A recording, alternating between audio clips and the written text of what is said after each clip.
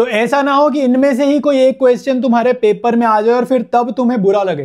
Pre boards में अगर तुम तगड़े नंबर लाना चाहते हो ना, तो ये जो क्वेश्चंस लाए हो इनको जरूर से सॉल्व करके जाना। So everyone welcome back. तो भाई पेपर यहीं से आएगा। सीरीज के पार्ट 3 पे आ चुके हैं, 2 वीडियोस इस सीरीज के ऑलरेडी आ चुके हैं। पहले तो मैं तुम्हारे को एक बार ही बता देता हूं कि हम इस सीरीज में कर क्या रहे हैं।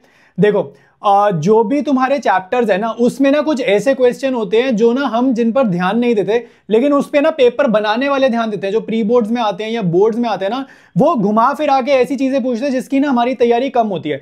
अब एग्जांपल देता हूं मैं तुम्हारे को। जैसे अकाउंटिंग रेशियोज चैप्टर है, आज की क्लास में हम लोग अकाउंटिंग रेशियोज और कैश फ्लो के बहुत तगड़े क्वेश्चन करेंगे। लेकिन कौन से क्वेश्चन करेंगे, कौन से क्वेश्चन में हमारा ध्यान कम जाता है लेकिन एग्जामिनर पूछ लेता है। देखो मैं तुम्हें बताता हूं, जैसे कोई भी रेशियो का क्वेश्चन उठा लो अकाउंटिंग रेशियोज में, वो बोलेगा कैलकुलेट ग्रॉस प्रॉफिट रेशियो, ठीक है, या बोलेगा कैलकुलेट ऑपरेटिंग रेशियो, या बोलेगा इन्वेंट्री टर्नओवर रेशियो, वो बोलेगा रेशियो का आंसर निकालो। लेकिन ऐसे क्वेश्चन भी है इस चैप्टर में जब वो ना आपसे रेशियो नहीं पूछेगा, रेशियो वो दे देगा। वो बोलेगा भाई सेल्स बताओ कितनी है, वो बोल देगा कि भाई आप करंट एसेट्स की वैल्यू बताओ, ठीक है, वो बोलेगा आप इंटरेस्ट रेट कैलकुलेट करके दिखाओ। मतलब रेशियो चैप्टर का ही क्वेश्चन है, फॉर्मूला भी रेशियो का हमें यूज करना है, लेकिन रेशियो नहीं निकालनी, कोई और चीज निकालनी है। तो ऐसे क्वेश्चन मैं लेकर आया हूं। अब हो सकता है किसी बच्चे के माइंड में कि भाई ये क्वेश्चन क्या बोर्ड्स में आते हैं या प्री बोर्ड्स में आते हैं, तो भाई हर एक क्वेश्चन जो इस वीडियो में तुम्हें देखने को मिलने वाला है वो पास्ट ईयर क्वेश्चन है, प्रीवियस ईयर क्वेश्चन, मतलब पहले आ रखा है, ठीक है, विद ईयर भी मैंने मेंशन किया है। तो सीरियसली लो चीजों को, ठीक है। और इसके पार्ट 2 और पार्ट 1 जिसने नहीं देखे वो जरूर से जाकर देखो। तुम्हारे प्री बोर्ड्स में मुझे उम्मीद है इनमें से ही कोई एक क्वेश्चन आएगा, तो तैयारी ध्यान से करो। मैं तुम्हें एग्जांपल देता हूं, जैसे पार्ट 2 जिसने नहीं देखा, कंपनी अकाउंट्स की बुक थी, ठीक है, शेयर्स और डिवेंचर्स। शेयर्स चैप्टर में ना तुम्हारे को आजकल सीबीएसई के सैंपल पेपर में आते हैं, लास्ट ईयर भी ऐसा क्वेश्चन आया था। वो ना मिसिंग वैल्यू वाला क्वेश्चन होता है कि आपको एक पैराग्राफ दे देगा केस स्टडी टाइप, नीचे क्वेश्चन दे देगा या नीचे एमसीक्यू दे देगा। तो ऐसे क्वेश्चन जो बुक में हमारी अवेलेबल नहीं है, वो वाले क्वेश्चन मैं इस सीरीज में करा रहा हूं। सिमिलरली पार्ट 1 जो था हमारा, वो पूरा पार्टनरशिप वाली बुक पे बेस्ड था, ठीक है। तो बहुत ध्यान से सारे पार्ट्स करो। अगर फर्स्ट टाइम वीडियो पे आयो, फर्स्ट टाइम चैनल पर आयो, तो पूरी की पूरी प्लेलिस्ट बनी हुई है, सारे के सारे आपको वीडियोस इस सीरीज के जरूर से देखने। अगर तुम्हारे प्री बोर्ड्स सर पे हैं या इवन बाद में देख रहे हो, तो ध्यान से इन क्वेश्चंस को करना। सिर्फ इन क्वेश्चंस को कर लो। जो भी डाउट में है कि करूं या ना करूं, या कोई ऐसा है कि भैया मैंने अभी तक यार कुछ नहीं करा, पेपर 2 दिन में, तो क्या ये सीरीज मेरे लिए हेल्पफुल होगी, क्या ये वीडियो में से मेरे को मदद मिलेगी? तो बिल्कुल मिलेगी भाई। तुम ये क्वेश्चन करके जाओ, तुम्हारे क्लास के फ्रेंड्स हैरान हो जाएंगे जब तुम स्कोर करोगे अपने पेपर में, ठीक है। बहुत जबरदस्त क्वेश्चन है और प्री बोर्ड्स में यही सब आता है, ठीक है। मैंने बहुत सारे पेपर देख रखे हैं, यही क्वेश्चन आते हैं। थोड़े से टफ होते हैं लेकिन प्री बोर्ड्स भी हमारे टफ आते हैं, ठीक है। तो वही चीज मैं लेकर आऊं। दूसरी इंपॉर्टेंट चीज, अगर आपको इसकी पीडीएफ सोल्यूशन चाहिए या पीडीएफ वाली फाइल चाहिए, तो व्हाट्सएप चैनल पर मैंने डाल दी है, ठीक है। वीडियो जब भी तुम देख रहे हो तो व्हाट्सएप चैनल जाओ, ज्वाइन करो। पिंड कमेंट या डिस्क्रिप्शन में तुम्हें व्हाट्सएप चैनल का लिंक मिल जाएगा। वहां पर इसके साथ साथ और भी बहुत पीडीएफ हैं, तो व्हाट्सएप चैनल याद से फॉलो कर लेना। ऑलराइट, स्टार्ट करते हैं हम लोग क्लास को। पहला क्वेश्चन आ गया। एक एक क्वेश्चन में तुम लोगों को कराने वाला हूं। जिनको चैप्टर थोड़ा बहुत अगर आता है तो आप पहले इसको खुद से अटेम्प्ट करो, नहीं होता तो फिर मैं यहाँ पे तुम्हारे को सोल्यूशंस वगैरह करवाऊंगा, ठीक है। यहाँ पे मैंने लिख दिया कौन से कहाँ से क्वेश्चन उठाया, सैंपल पेपर से या जो भी सीबीएसई का क्वेश्चन है वो मैंने यहाँ पर बता दिया। ऑलराइट, डिस्कस करेंगे। कह रहे हैं प्रॉफिट आफ्टर टैक्स। आफ्टर का क्या मतलब होता है? आफ्टर का मतलब होता है कि भाई ये टैक्स इसमें से कट गया। आफ्टर का मतलब है वो माइनस हो चुका है, तो टैक्स माइनस हो चुका है। और प्रॉफिट कितना है? 6 लाख है। टैक्स का रेट उसने 20% दे दिया, ठीक है। ये सारी इंपॉर्टेंट चीजें। कह रहे earnings before interest and tax. देखो अर्निंग्स मतलब प्रॉफिट, बेसिकली ये अर्निंग्स मतलब क्या है? प्रॉफिट, ठीक है। तो profit before interest and tax कितना है? 10 लाख रुपए। फिर बोल रहा है nominal value of debentures amounted to. कह रहा है कंपनी के ऊपर डिवेंचर्स कितने थे? 25 लाख रुपए के। अब देखो क्वेश्चन में हमें रेशियो निकालनी नहीं है, अकाउंटिंग रेशियो का क्वेश्चन है, लेकिन रेशियो तो पूछ ही नहीं रहा और उसने कौन सी रेशियो यूज करने कुछ भी नहीं बताया, ठीक है। फिर वो बोल रहे हैं determine the rate of interest on debentures. देखो बहुत ध्यान से समझो, आपको मैं यहाँ पे एक इक्वेशन लिखता हूं। सबसे पहले हमें पता होना चाहिए net profit before interest and tax का मीनिंग। देखो net profit before interest and tax का क्या मीनिंग है कि अभी वो कमाई है जिसमें से ना इंटरेस्ट कटता है, इंटरेस्ट कट हुआ है ना, टैक्स कट हुआ है। बिफोर का मतलब है कि सपोज करो मैंने 1 लाख रुपए कमाए हैं, तो ये मेरा क्या है? Net profit before interest and tax. अगर मैं मान लो मेरे को इंटरेस्ट पे करना है डिवेंचर पे, सपोज करो मेरे को 5000 इंटरेस्ट पे करना है डिवेंचर्स पे, तो मैंने इंटरेस्ट पे करा तो मेरे पास आ गया 95,000। इसको बोलेंगे net profit after interest. After interest मतलब इंटरेस्ट कट गया। अब अगर मेरे को मान लो टैक्स भी पे करना है ना, तो टैक्स का जो कैलकुलेशन है ना, जो भी 20%, 10% जो भी टैक्स है, वो इस 95,000 में निकलेगा, ये तुम्हारे को पता होना चाहिए। 1 लाख पे टैक्स मत निकालना। ऑर्डर क्या होता है, पहले आपको इंटरेस्ट कट करना है, फिर जो नया अमाउंट आएगा उसमें से आपको टैक्स माइनस करना है और उसी के ऊपर टैक्स निकालते हैं, ठीक है। तो अब अगर मैं उसको इक्वेशन की फॉर्म में प्रेजेंट करूं तो net profit before interest and tax में से कटेगा इंटरेस्ट, में से माइनस करेंगे टैक्स, तो मेरे पास क्या आएगा, नेट प्रॉफिट, मेरे पास आ जाएगा net profit after interest and tax. After interest and tax बोले या खाली आफ्टर टैक्स बोले तो अंडरस्टूड है कि इंटरेस्ट भी कट चुका है, क्योंकि टैक्स सबसे बाद में कटा है। अगर मान लो उसने बोला आफ्टर टैक्स तो समझ जाना इंटरेस्ट कट चुका है, क्योंकि ऑर्डरली यही है, ऑर्डर ही यही है कि पहले इंटरेस्ट कटेगा फिर टैक्स। तो उसने अगर बोला टैक्स कट गया तो समझ जाना इंटरेस्ट उसने ऑलरेडी माइनस करा हुआ है, ठीक है। तो अब यहाँ पे देखो मेरे पास प्रॉफिट आफ्टर टैक्स 6 लाख है, यानी कि ये कितना है, RHS में मेरे पास 6 लाख है, ठीक है। टैक्स का रेट उसने 20% बताया, अभी इसको यूज करेंगे। फिर उसने मेरे को बोला प्रॉफिट बिफोर कितना है, 10 लाख, यानी कि नेट प्रॉफिट बिफोर कितना है, 10 लाख माइनस इंटरेस्ट, इंटरेस्ट ही तो हमारे को निकालना है, ठीक है, रेट ऑफ इंटरेस्ट ही निकालना है। तो let interest be X rupees, ठीक है। तो इंटरेस्ट कितना ले लिया मैंने, एक्स ले लिया, तो यहाँ पे minus of x, minus tax कितना है, 20%। अब ये 20% ना याद रखना 10 लाख पे नहीं निकालते, 10 लाख में से इंटरेस्ट माइनस करते हैं, वो जो नया अमाउंट आता है उस पर टैक्स लगता है। तो 10 लाख माइनस ऑफ एक्स, तो ये तुम्हारी इक्वेशन बन गई। यहाँ पे कोई फॉर्मूला यूज ही नहीं हुआ, कोई रेशियो देखा जाए तो पर्टिकुलरली कोई यूज नहीं, बट ये बेसिक फॉर्मूला जो हमने काफी सारी रेशियोज में यूज करा है, बीच में सॉल्व करते तो वो यहाँ पे यूज करवा दिया उसने।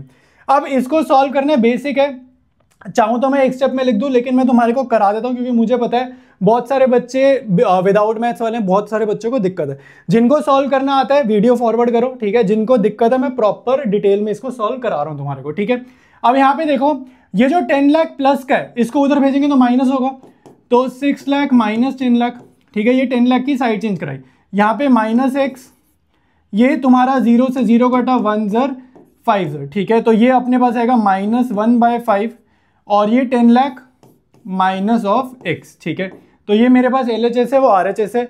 अब यहाँ पे देखो तुम्हारा 6 लाख माइनस 10 लाख होगा, ये माइनस ऑफ 4 लाख हो जाएगा, ठीक है। यहाँ पे देखो क्या होगा, तुम एक काम, हम क्या काम कर सकते हैं, यहाँ पे LCM ले सकते हैं। यहाँ पर देखो ये 5 ना सबके नीचे, 5 यहाँ सबके नीचे, ये तुम्हारे को पता होना चाहिए। तो यहाँ पर कुछ नहीं लिखा, मतलब 1 लिखा, तो नीचे 5 से और ऊपर भी 5 से मल्टीप्लाई। और जब डिनोमिनेटर सेम हो जाता है तो हम डिनोमिनेटर क्या कर सकते हैं, ज्वाइन कर सकते हैं। तो ये कितना है, माइनस का साइन यहाँ पे था, याद रखना, तो -5x, ठीक है। और ये जो माइनस का साइन है ना, ये दोनों से मल्टीप्लाई होगा, ये चीज आपको पता होना चाहिए, ब्रैकेट है ना, तो ये माइनस का साइन दोनों से मल्टीप्लाई होगा। तो माइनस का 10 लाख माइनस माइनस प्लस का x इक्वल टू माइनस का 4 लाख, ठीक है। तो इतना सॉल्व करा। अब मैं ऊपर का थोड़ा रब कर देता हूं और इस कैलकुलेशन को आगे बढ़ाते हैं। अब ऊपर का रब हो गया। अब यहाँ पे देखो जो 5 डिवाइड हो रहा है उधर जाके मल्टीप्लाई होगा, तो राइट साइड पे आएगा माइनस का 20 लाख, ये 5 उधर भेज दिया, माइनस का 5x और प्लस का x कितना होता है भाई, माइनस का 5x और प्लस का x होता है माइनस का 4x, ठीक है। तो ये यहाँ पे लाइक टर्म्स हमने एडजस्ट करी, माइनस का 4x और ये क्या है, माइनस का 10 लाख एज इट इज, आया समझ, ठीक है। ये माइनस का 10 लाख उधर भेज दो, प्लस का 10 लाख हो जाएगा, तो माइनस के 20 में प्लस का 10 करोगे तो आएगा माइनस का 10 लाख, ये माइनस से माइनस काट दो, x कितना आएगा 10 लाख, ये 4 मल्टीप्लाई हो रहा है ना, कुछ नहीं लिखा मल्टीप्लाई, इधर जाकर डिवाइड, तो ये मेरे पास कितना आएगा 2.5 लाख, तो 2,50,000 रुपए मेरे पास x आ गया। x मेरा था क्या, इंटरेस्ट, तो ये मेरा क्या है, इंटरेस्ट। अब ध्यान से देखो, उसने हमसे इंटरेस्ट नहीं पूछा, उसने हमसे पता है क्या पूछा है, उसने पूछा determine the rate of interest on debentures. Rate of interest on debentures, देखो 25 लाख रुपए के डिबेंचर थे, 25 लाख रुपए का कर्जा था, इंटरेस्ट पे किया 2.5 लाख, तो कितना हुआ भाई 25 लाख पे, अगर मैं यहाँ पे तुम्हारे को ये चीज बताऊं, ठीक है, यहां पर हम लिखते हैं 25 लाख रुपए पे क्या रेट निकालें, ये इंटरेस्ट का कैलकुलेशन है, 25 लाख पे क्या रेट निकालें कि हमारा आंसर आ जाए 2,50,000 रुपए, ठीक है। तो ये तुम उधर भेजोगे, मल्टीप्लाई वगैरह करोगे, तो यहाँ पे देखो तुम्हारा क्या आएगा 2.5 लाख रुपए इंटू 100, ठीक है। आंसर वैसे 10% आ चुका है, बट स्टिल मैं करके दिखा देता हूँ, 25 लाख, ठीक है। तो ये कितनी जीरो है, 5 जीरो है, ये 4 जीरो और ये 1 जीरो, 25 1 ज़र 25 1 ज़र, तो ये क्या खाली 10 बचा ना, तो रेट क्या आ गया 10% पर एनम, ठीक है। तो ये आपका आंसर है। और यहाँ पे ध्यान से देखो, कोई रेशियो सॉल्व नहीं करी, कुछ और ही था, बिल्कुल ही डिफरेंट क्वेश्चन था, ठीक है। ऐसे ही आगे के क्वेश्चंस पे लेकर आऊँ, तो पूरा वीडियो साथ साथ मेरे तुमने सॉल्व करना है। ऑलराइट, नेक्स्ट क्वेश्चन करेंगे। अब नेक्स्ट क्वेश्चन में देखो जो भी फॉर्मूला यूज होने हैं वो मैंने यहाँ पर लिख दिए तुम्हारी हेल्प के लिए, ठीक है। तो अब आपको क्वेश्चन में देखो कोई भी रेशो नहीं पूछ रहा, वो हमारे को बोल रहा है opening and closing trade receivable, ठीक है। इसी टाइप के मैं क्वेश्चन तुम्हें आज करवा रहा हूँ। तो यहाँ पे देखो रेशो का तो आंसर उसने तुम्हारे को दे दिया, लेकिन मेरे को न्यूमरेटर में अगर रेशो देखोगे आप, क्या चाहिए, नेट क्रेडिट सेल्स चाहिए। लेकिन नेट क्रेडिट सेल्स क्या इसने दिए, तो इसने मेरे को ये डेटा दे दिया ग्रॉस प्रॉफिट और cost of revenue from operations. Cost of revenue from operations को हम बोलते हैं cost of goods sold, cost of goods sold. तो मैंने शॉर्ट में क्या लिख दिया, सीओजीएस। तो जब भी तुम्हारे को सीओजीएस, सेल्स या ग्रॉस प्रॉफिट, इन तीनों में से कोई भी दो आइटम गिवन हो तो ये फॉर्मूला तुम्हारा पक्का लगता है, ठीक है। और ये फॉर्मूला बहुत ज्यादा यूज हो रहा है इस चैप्टर में। तो sales minus COGS equals gross profit, तो ये फॉर्मूला हम यहाँ पे लिखेंगे। सीओजीएस होता है कॉस्ट ऑफ गुड्स सोल्ड, और कॉस्ट ऑफ गुड्स सोल्ड को एक और तरीके से क्या बोलते हैं, cost of revenue from operations, ठीक है। तो यही उसका दूसरा नाम था। तो अब यहाँ पे देखो आपको सॉल्व करना है। यहाँ पे हम कोशिश करेंगे सेल्स वगैरह निकालते हैं, क्योंकि हमें न्यूमरेटर में सेल चाहिए। तो cost of revenue from operations की जगह मैंने यहाँ पे लिखा 3,20,000 रुपए, और सेल्स मेरे को निकालनी है, मैंने इसको ले लिया x। और ये जो 20% होता है ना, जब भी क्वेश्चन साइलेंट और ग्रॉस प्रॉफिट रेशियो 20%, ये किस पे होता है, सेल्स पे होता है, ठीक है। तो 20% किसका, मल्टीप्लाइड बाय सेल्स, ये सीओजीएस का नहीं है। क्वेश्चन साइलेंट होगा तो सेल्स का ही 20% लेंगे, ठीक है। अच्छा, अब x वाली टर्म इधर कर दो, ये कट कट आके 1/5 आएगा, इधर जाके होगा -x/5, ये माइनस का 3,20,000 इधर जाके होगा प्लस, ठीक है। तो ये 5x - x होगा 4x/5, ठीक है। एलसीएम वगैरह लेके ये हो गया 3,20,000 रुपए। 4 1 ज़र 4 8 ज़र 80,000, और ये 5 इधर जाके मल्टीप्लाई होगा तो अपना x आ जाएगा 4 लाख रुपीज़। ये जो 4 लाख आया ना, ये तुम्हारा क्या आया, ये आया टोटल सेल्स। ये क्या है, टोटल सेल्स। क्या मेरे को टोटल सेल्स चाहिए थी, ध्यान से देखो फॉर्मूला, ध्यान से देखो, क्या मुझे टोटल सेल्स चाहिए, मेरे को चाहिए नेट क्रेडिट सेल्स, मुझे उधार वाली सेल चाहिए। तो इतना लिख लिया, टोटल सेल्स निकाल लिया। ये रब करता हूं, फिर आगे सॉल्व करते हैं। अब कैश सेल्स और क्रेडिट सेल्स में ध्यान से सुनो, अगर हमने कैश में माल बेचा, ठीक है, और हमने क्रेडिट में माल बेचा, तो दोनों को ही मानेंगे ना कि हमने माल बेचा, दोनों को काउंट करते हैं। कैश में बेचो चाहे उधार में बेचो, सेल तो दोनों काउंट होते हैं। तो अगर मैं कैश सेल और क्रेडिट सेल को ऐड कर दूं, कैश सेल और क्रेडिट सेल को ऐड कर दूं, तो मेरे पे क्या आएगा, टोटल सेल्स। और टोटल सेल्स मेरे को पता है, मेरे को क्रेडिट सेल जानना है, लेकिन मेरे को कैश सेल्स डायरेक्टली नहीं दिया। क्वेश्चन ने क्या लैंग्वेज लिखी है, जो कैश रेवेन्यू फ्रॉम ऑपरेशन है, ये आपकी सेल्स है। रेवेन्यू फ्रॉम ऑपरेशन आपकी सेल है।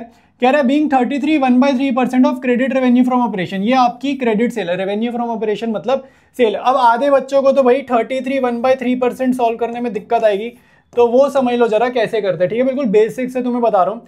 परसेंटेज से पहले मिक्स्ड फ्रैक्शन देखो, मिक्स्ड फ्रैक्शन क्या होता है, इन दोनों को मल्टीप्लाई किया 99, इसको कर दिया यहाँ पे प्लस, तो 99 + 100/3 परसेंटेज। परसेंटेज का साइन हटेगा, नीचे आएगा 100, तो 3 × 100, परसेंटेज का साइन हटाया, ये 0 से 0 कटा, तो ये आप पे कितना आ गया, 1/3। तो 33 1/3% का मतलब हुआ क्या, 1/3, ठीक है।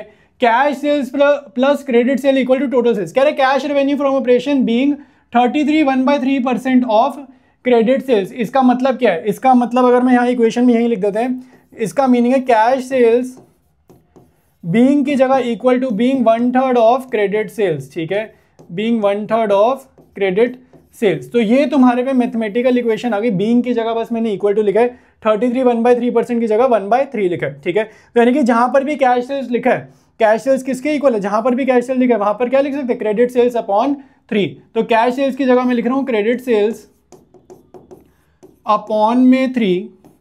क्रेडिट सेल की जगह मैं लिख रहा हूं दोबारा से क्रेडिट सेल्स, ठीक है। और टोटल सेल्स की जगह मैं लिख रहा हूं 4 लाख रुपए, क्योंकि ये हमने अभी नीचे निकाला था। अब जस्ट ये इक्वेशन की तरह तुम्हारा सॉल्व करो, जैसे क्रेडिट सेल्स को y ले लो, ठीक है, क्रेडिट सेल्स को y ले लो, यहाँ लिख देना लेट, ठीक है, लेट करके लिख देना। तो y/3 + y = 4 लाख, ठीक है। तो ये एलसीएम लेंगे, 3y + y 4y/3 = 4 लाख। 4 1 ज़र 1 लाख, 3 उधर जाके मल्टीप्लाई करोगे तो आपके पास क्रेडिट सेल्स क्या आ गई, 3 लाख आ गई, ठीक है। तो मेरे पास यहाँ पे क्या आ गई, क्रेडिट सेल्स आ गई। मतलब अब मेरे पास ये न्यूमरेटर आ गया, ठीक है। तो अब मैं इस न्यूमरेटर की जगह, ठीक है, यहाँ पे जरा वैल्यू फिल करते हैं, इस इक्वेशन को सॉल्व करो। ट्रेड रिसीवेबल टर्नओवर रेशियो तुम्हें गिवन है 4, ठीक है, ये गिवन है 4, ठीक है। न्यूमरेटर की जगह लिखो 3 lakh divided by average trade receivable, divided by average trade receivable, ठीक है। तो एवरेज ट्रेड रिसीवेबल इधर भेजो, 4 इधर चला जाएगा, तो मेरे पास एवरेज ट्रेड रिसीवेबल कितना आ गया, ये मेरे पास आ गया 3 लाख डिवाइडेड बाय 4, तो ये आ गया 75,000 रुपीज़। ठीक है, एवरेज कितना आ गया 75,000 रुपीज़। यहाँ तक एक बार ही लिख लो, इसके बाद यहाँ रब करके आगे सॉल्व करते हैं। अच्छा, अब आगे देखो भाई, क्लोजिंग ट्रेड रिसीवेबल वर की जगह लिख दो equal to, closing trade receivable equal to 15,000, more की जगह लिखो प्लस। ठीक है, मोर की जगह लिखो प्लस, वर की जगह लिखो इक्वल। मैं मैथमेटिकल इक्वेशन में कन्वर्ट करना सिखा रहा हूँ।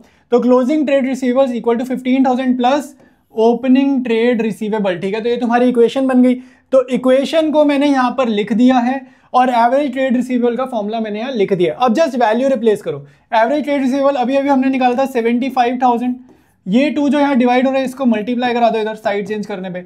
ओपनिंग ट्रेड रिसीवेबल की जगह लिखो ओपनिंग ट्रेड रिसीवेबल। ठीक है, इसकी जगह यही लिखे रहने दो।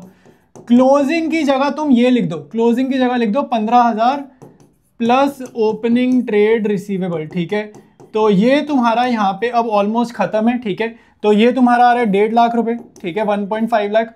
ठीक है, ये प्लस का 15,000 इधर जाके करा देंगे माइनस, और यहाँ क्या बचा है opening trade receivable plus opening trade receivable, ये होगा twice of opening trade receivable. जैसे x प्लस x होता है ना, तो 2x, तो twice of opening trade receivable. ठीक है, तो ये अपना हो गया खत्म।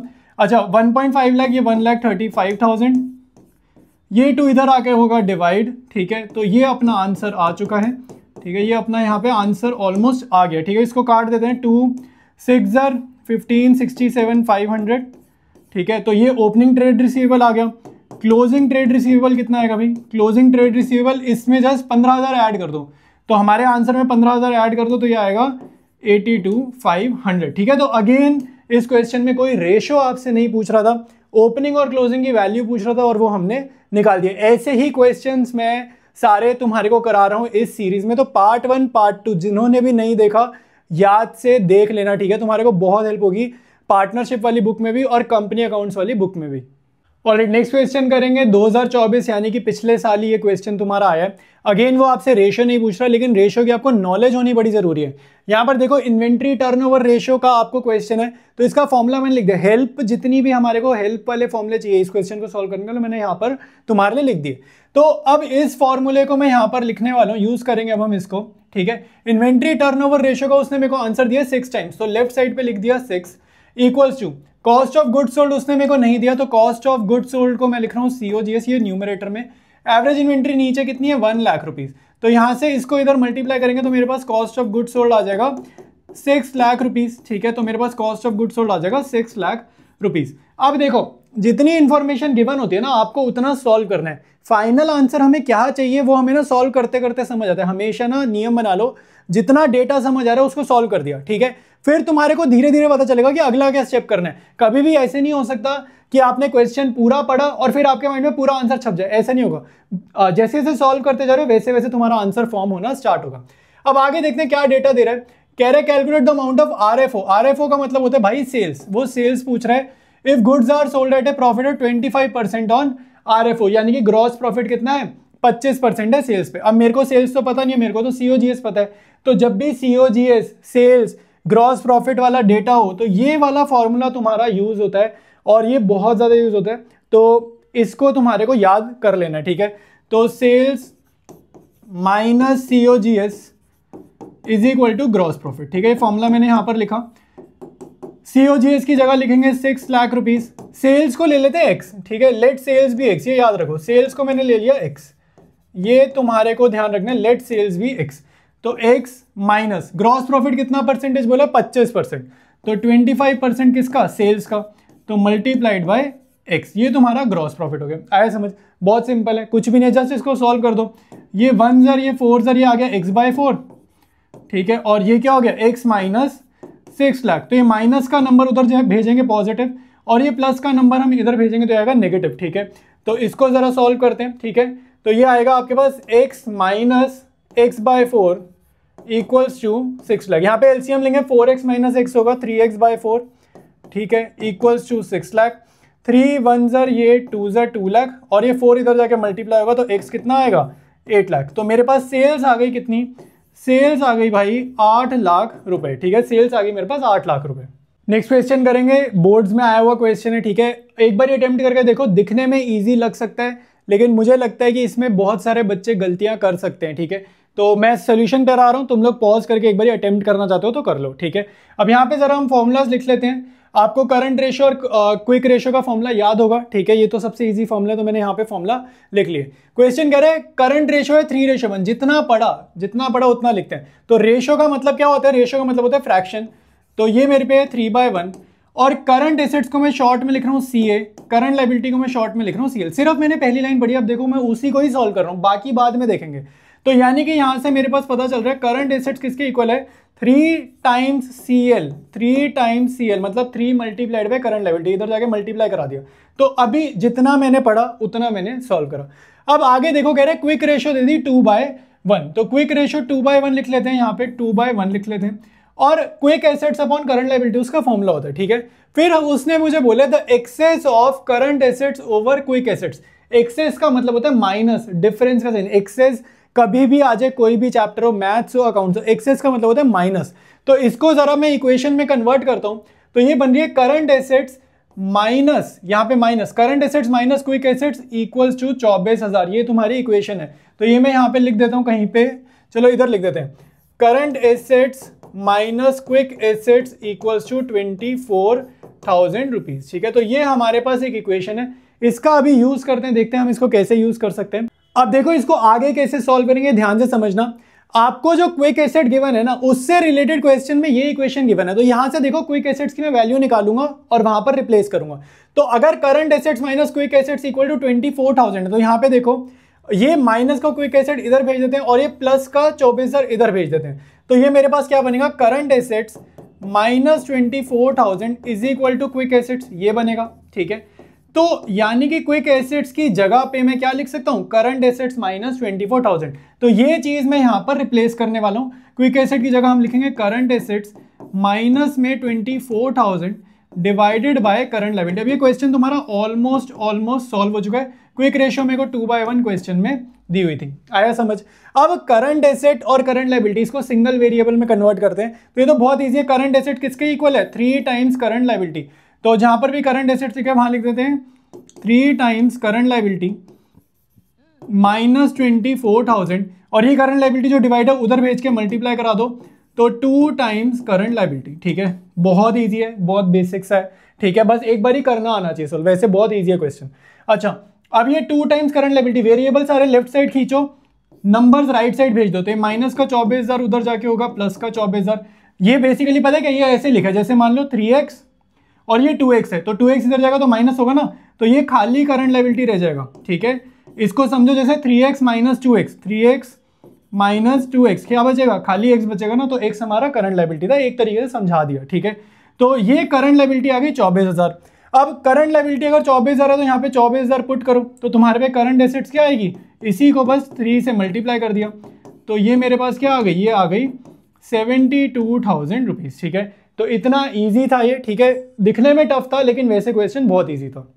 ऑलराइट, नेक्स्ट क्वेश्चन करेंगे भाई, कैश फ्लो स्टेटमेंट का क्वेश्चन है, ठीक है, इन्वेस्टिंग एक्टिविटीज क्वेश्चन है। और आपको ऐसा जरूरी नहीं है कि आपको फुल फ्लेज आएगी, ठीक है, कोई ये मत सोचना कि फुल फ्लेज ही आती है, कभी कभी खाली इन्वेस्टिंग आ जाएगी, कभी ऑपरेटिंग फाइनेंसिंग, इन्वेस्टिंग फाइनेंसिंग, ऐसे कुछ भी कॉम्बिनेशन में आपको क्वेश्चन आ सकता है, ठीक है। सैम्पल पेपर का क्वेश्चन है, ये मैंने मेंशन करा है, बहुत अच्छा क्वेश्चन है, ठीक है। जिसको इन्वेस्टिंग एक्टिविटी आती है एक बार ही खुद से अटेम्प्ट करो, जिनको नहीं आती मैं तुम्हारे को डिस्कस कर रहा हूँ। अब यहाँ पर आपको एक चीज समझनी है, जब भी आपको ऊपर जैसे मशीनरी का डेटा गिवन है, ओपनिंग बैलेंस ये रहा, सॉरी ओपनिंग बैलेंस ये वाला है, क्लोजिंग वो वाला है, एक्यूमुलेटेड डेप्रिसिएशन का ओपनिंग बैलेंस है, क्लोजिंग बैलेंस है। जब भी आपको साथ में एडिशनल इंफॉर्मेशन दे देगा तो समझ जाना हमें अकाउंट ओपन करना है, मशीनरी का भी, एक्यूमुलेटेड डेप्रिसिएशन का भी, ठीक है। तो अब मैं यहाँ पर अकाउंट ओपन करता हूँ, तो मैं अब यहाँ पे बेसिक बनाया भी, कुछ सॉल्व नहीं करा, अभी हम सॉल्व करेंगे।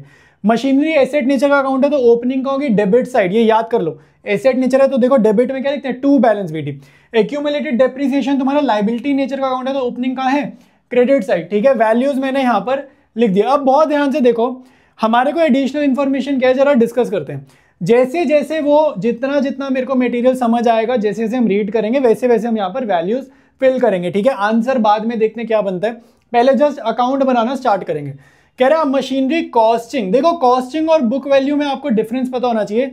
कॉस्टिंग का मतलब है कि एक जमाने में मैंने खरीदी थी 50,000 की, बुक वैल्यू का मतलब है उसमें से डेप्रिसिएशन कट गया, यानी कि 50,000 की खरीदी थी, अगर बुक वैल्यू 40,000 है तो इसका मतलब है डेप्रीसिएशन कितना है इस पे 10,000। आया समझ?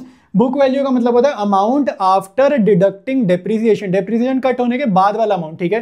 तो बुक वैल्यू है 40,000, वॉज लॉस्ट बाय फायर, आग वगैरह लग गई, and insurance claim of 32,000 was received. अब यहाँ पे जो इंश्योरेंस का पैसा मिला ना, इसको समझ लो सेल, ये समझ लो सेल। भाई पैसा तो आया ना, चाहे तुम सोचो तुमने माल बेचा, बेचना जिसको बेचा उसने पैसे दिए, या तुम्हारा माल जल गया, इंश्योरेंस कंपनी ने तुम्हें पैसे दिए, अल्टीमेटली हमें तो पैसे मिलने हैं ना, तो हम इसको क्या मानेंगे? सेल। तो यहाँ पे देखो ये मेरी सेल है एक तरीके से, तो मैं यहाँ लिखूंगा बाय बैंक, ठीक है, ये मैं लिखूंगा बाय बैंक, ये मेरी है सेल। कितना मिल रहा है यहाँ पे? 32,000 रुपीज़, ठीक है। तो ये हमने यहाँ पे पहली चीज़ लिखी। फिर यहाँ पे देखो मेरे को क्या बता रहा है कि 10,000 का यहाँ पे डेप्रीसिएशन था। जब भी एक्यूमुलेटेड डेप्रीसिएशन होता है तो यहाँ पे खाली डेप्रीसिएशन नहीं लिखते, यहाँ पे लिखते हैं एक्यूमुलेटेड डेप्रीसिएशन कितना? 10,000 रुपये, ठीक है। तो वो मैंने यहाँ पर लिख दिया। लॉस कितना हुआ भाई यहाँ पे मेरे पास loss by fire, loss by fire कितना है? ध्यान से सोचो, ये तो हमें निकालना पड़ेगा। 40,000 की चीज़ थी, 40,000 की चीज़ जल गई, कंपनी ने मेरे को 32,000 दिया, मतलब 40,000 की चीज़ के बदले 40 मिलने चाहिए थे, क्योंकि मेरा तो 40 का नुकसान हुआ, तो 32 मिले तो कितना नुकसान हो गया मेरा? 8,000 रुपये का। तो लॉस बाय फायर हो गया 8,000 रुपये।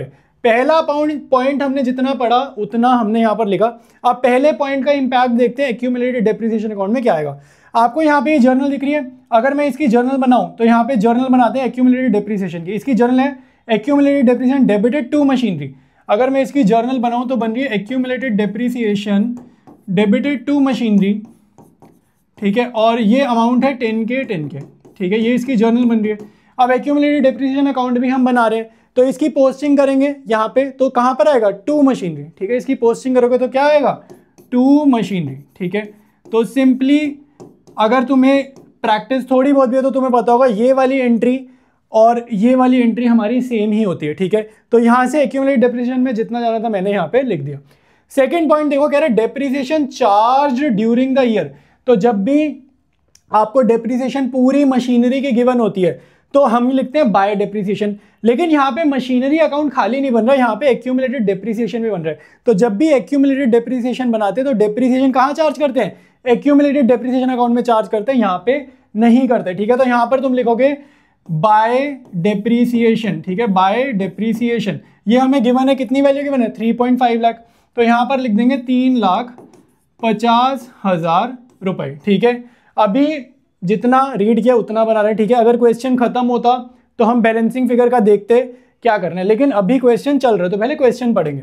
कह रहा है part of machinery costing, costing का मतलब बुक वैल्यू नहीं था, कॉस्टिंग मतलब एक जमाने में खरीदी थी 2,50,000 की, was sold at A loss of 20,000 rupees. तो कोई भी यहाँ से सेल ये मत निकाल देना 2,30,000, जिसने यहाँ पे सेल निकाल दी 2,30,000, पूरा क्वेश्चन गलत है, क्योंकि ये आपको कॉस्टिंग लिख रहा है, बुक वैल्यू नहीं लिख रहा। बुक वैल्यू होता तो हम समझ सकते थे कि 2,30,000 है, बट बुक वैल्यू नहीं लिख रहा, ठीक है। तो नुकसान हुआ 20,000, तो मैं यहाँ लिख देता हूँ बाय लॉस ऑन सेल, ठीक है। तो ये ऑन सेल है, वो वाला बाय फायर था। कितना नुकसान है? 20,000, ठीक है। बाय बैंक कितना है मुझे नहीं पता, बाय बैंक कितना है मुझे नहीं पता, ठीक है। इतना आया समझ। अब यहाँ पे ये जो मशीनरी हमने बेची है इस पे कितना डेप्रिसिएशन लगा यही तो नहीं पता ना, वही हमें फाइंड आउट करना है। तो एक्यूमुलेटेड डेप्रिसिएशन देखो, आप यहाँ पे प्लस करो, इसको प्लस करो यार, 7,50,000 बड़ी साइड का टोटल पहले किया 7,50,000, बड़ी साइड का टोटल मैंने यहाँ पर लिखा कॉपी पेस्ट, ठीक है। अब यहाँ पे देखो 6.6 लाख, 6,50,000 और 10,000 6,60,000। तो यहाँ पे मेरे पास बैलेंसिंग फिगर आ रही है 90,000। ये जो मेरे पास बैलेंसिंग फिगर आ रही है ये आ रही है 90,000। तो ये पता क्या है, इधर एक ही चीज आती है जो मशीनरी है, ये आ रही है मशीनरी। और ये कौन सी मशीनरी है? पॉइंट नंबर 3 में जो पार्ट हमने सेल किया ना, ये जो हमने सेल किया इस पे कितना डेप्रिसिएशन लगा ये वो पता चल रहा है, ठीक है। जो पहले वाली थी वो 10,000 वो उसकी थी, पॉइंट नंबर 1 वाली मशीनरी की। पॉइंट नंबर 3 वाली मशीनरी की हमारे पास कहां पर की बना, ये पॉइंट नंबर 3 वाले की 90,000। अब ध्यान से देखो, अब तुम्हारे को यहाँ पे मीनिंग समझ आएगा। एक मशीनरी थी 2,50,000 की खरीदी थी, उस पे डेप्रिसिएशन लगेगा 90,000। तो 2,50,000 में से माइनस करो 90,000, आज की डेट में वो कितने की हो जाएगी? 1,60,000 की। तो 1,60,000 की चीज़, ये बुक वैल्यू 1,60,000 क्या है? Book value. 1,60,000 की चीज़ पे कितना नुकसान हुआ? 20,000। तो महंगी चीज़ सस्ती बेची तभी तो नुकसान हुआ। तो यानी कि कितने में बेची? 1,40,000 में ही हमने सेल करी, ठीक है। तो लॉस लिख दिया, बाय बैंक लिख दिया। इसकी पोस्टिंग एडी टू मशीनरी, इसकी पोस्टिंग जैसे यहाँ पे देखो बाय एडी की पोस्टिंग यहाँ पे की थी ना 10,000, तो ये जो 90,000 वाली फिगर है मशीनरी की जो यहाँ पे दिख रही है वो यहाँ पर भी तो दिखनी चाहिए। तो यहाँ पर लिख दो बाय एडी, ठीक है, बाय एक्यूमुलेटेड डेप्रिसिएशन 90,000 रुपीज, ठीक है। अब ये आपका मशीनरी अकाउंट रेडी है। अब यहाँ पे बड़ी वाली साइड का आप करोगे टोटल, ठीक है। और ये मेहनत क्यों करी थी, क्योंकि यहाँ पे जो बैलेंसिंग फिगर निकलती है वो निकलती है टू बैंक की, ठीक है। तो यही मुझे चाहिए थी, ये मेरे को करेक्ट फिगर चाहिए थी। और ये मेरी जाएगी इन्वेस्टिंग में टू बैंक, ये बाय बैंक इन्वेस्टिंग में, ये बाय बैंक इन्वेस्टिंग में, और यहाँ से इन्वेस्टिंग में कुछ भी नहीं जाएगा। तो ये ज़रा कैलकुलेट करते हैं और फिर आगे सॉल्व करते हैं। तो यहाँ पे बड़ी साइड का टोटल आ रहा है 31 लाख, बड़ी साइड का टोटल करेंगे इधर कॉपी 31 लाख, माइनस करेंगे 12 लाख, ये आ जाएगा 11 लाख। इन्वेस्टिंग एक्टिविटी में हमेशा क्या जाएगा, ये बैंक वाली, टू बैंक मतलब परचेज, बाय बैंक मतलब सेल, और एक ये वाला बाय बैंक मतलब सेल। तो इसको मैं एक बारी फॉर्मेट में लिखता हूँ, आंसर अपना ऑलमोस्ट रेडी है। ऑलराइट, तो ये तुम्हारे लिए मैंने आंसर लिख दिए। परचेज है, नेगेटिव को ब्रैकेट में लिखते हैं, ठीक है। ऐड वैड करोगे आंसर नेगेटिव आ रहा है तो यूज्ड वर्ड आपको लिखना है, ठीक है। तो ये अपना आज का सीरीज का जो हमारा पार्ट 3 था ये अपना डन हो गया।